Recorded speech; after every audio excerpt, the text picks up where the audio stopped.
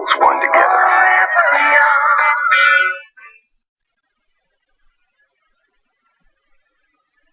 The new FCC chair has just reversed a new rule that would allow internet companies to be able to provide low-cost internet to the poor.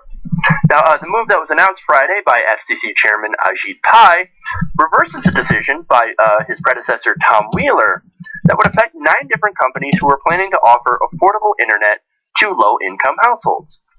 Now, in a statement after reversing this rule, Pai called the initial decision, quote, a form of midnight regulation.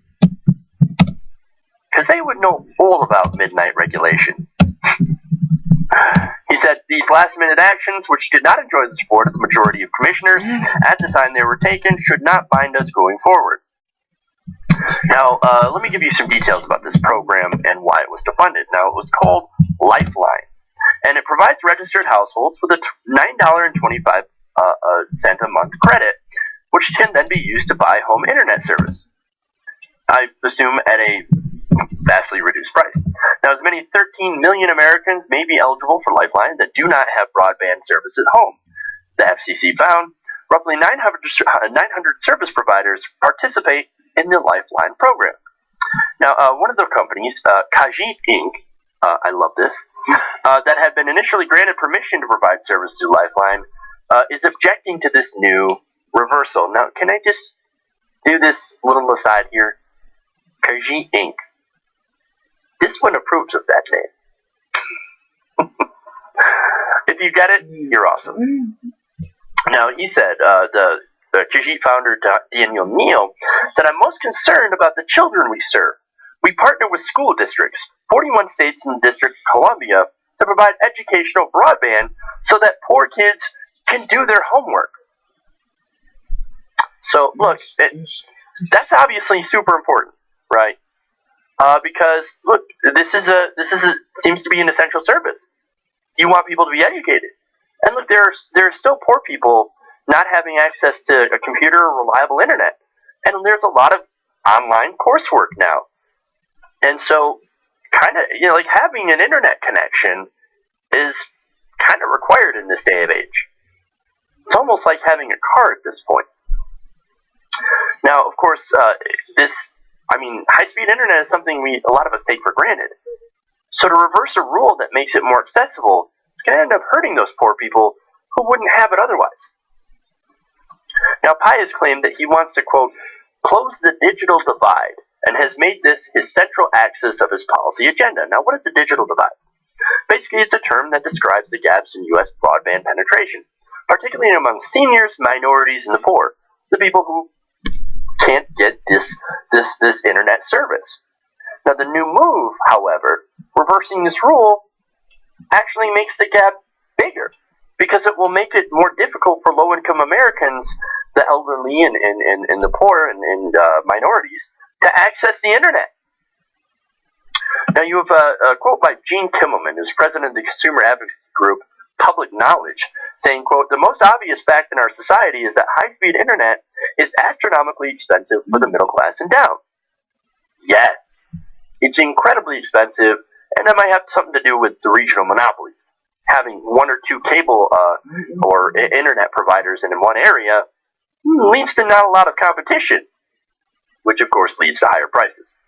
Now, he continues, so in any way limiting the Lifeline program at this moment in time exacerbates the digital divide. It doesn't address it in any positive way, which I agree with.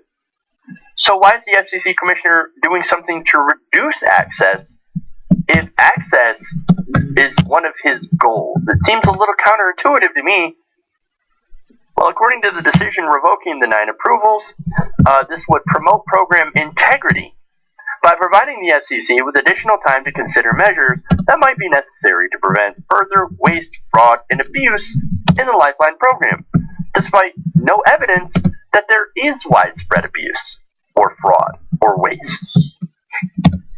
But look, I hear those 3 words put together, instantly, I know that that's the go-to language when Republicans want to cut a government service. This might be the first step in rolling back a program that helps the poor have access to technology.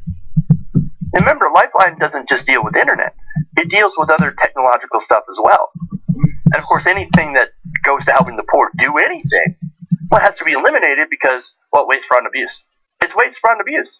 Well, what about all the waste, fraud, and abuse that goes in the military? Or all the waste that goes into corporate welfare? Any of that important? No, of course not. We're not worried about that kind of waste, fraud, and abuse.